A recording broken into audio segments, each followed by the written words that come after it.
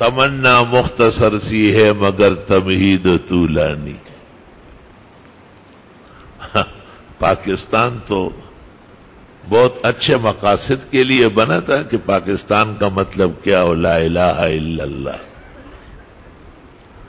لیکن لوگ اس پر رہے نہیں اور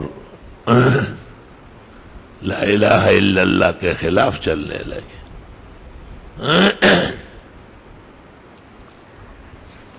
بہت ساری پارٹیاں بن گئی سیاسی، اپنے اپنے منشور کو آگے پیچھے کر رہے ہیں، لیکن دین پر متفق ہیں. جس کو حکومت کے چند دن مل جائے، آگے سے بھی نہ اہل، پیچھے سے بھی نہ اہل. نہ اہل کا لفظ جب سے نکلا ہے نا، اتنا استعمال نہیں ہوا ہوگا جتنا ان شریروں کے لیے استعمال ہوا ہے.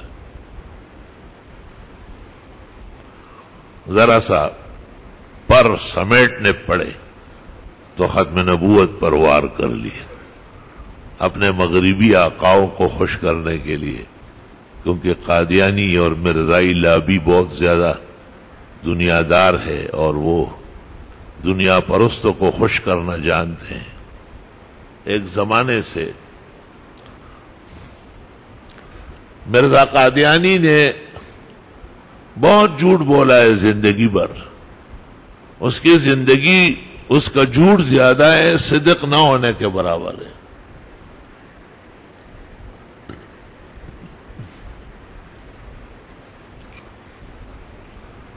اس نے ایک کتاب کا اعلان کیا تھا، اندازہ لگا لے ذرا کہ میں یہ کتاب لکھتا ہوں براہین احمدیہ، اور یہ 50 جلدوں میں ہوگی، اور اس کے بعد دنیا میں کوئی عیسائی نہیں رہے گا. اس کتاب کی 2 یا 3 جلدیں آ گئی. تو جنہوں نے چندہ دیا تھا انہوں نے کہا وہ 50 جلدیں کہاں گئی؟ اس نے کہا یہ 2 نہیں ہے، 3 ہے. وہ 3 نہیں ہے، 5 ہے، اور 5 کے ساتھ 1 0 آپ خود لگا لیں تو آپ اور ہم مل کر ثواب میں شریک ہوں گے. اس 2 کو 3 سمجھے اور 3 کو 5 کہے. 5 میں صرف آپ انگریز نبی کی مدد کے لیے 0 ملا لیں، 50 جلدیں ہو گئی.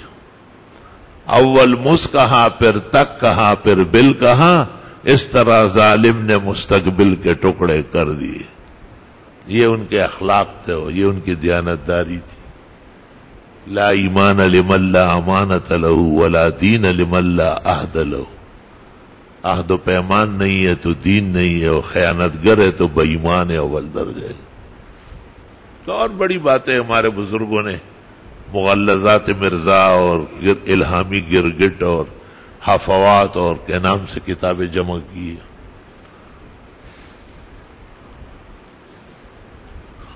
ایک بات اس کو بڑی یہ کٹکتی تھی کہ وہ کہتا تھا کہ جہاد نہیں ہے، جہاد ختم ہو چکا ہے. کیونکہ انگریز کو بہت ڈر لگتا تھا کہ اگر مسلمان سچ مچ جہاد پر اتر آئے تو انگریز کو واپس جانا پڑے گا اور ہندوستان پر اس کا قبضہ اور تسلط ختم ہو جائے گا. اور انگریزوں کا جو خود کاشتہ پودا تھا وہ یہی قادیانیت و مرزائیت تھی. کتاب لکھی ہے باقاعدہ، اور اس کتاب میں اس نے کہا ہے کہ جو اب بھی جہاد کا نام لے وہ بہت ذلیل آدمی ہے، بہت خراب آدمی ہے. بہت گالیاں دی اس کو. روحانی خزائن آج کل جو 3ری جلد ہے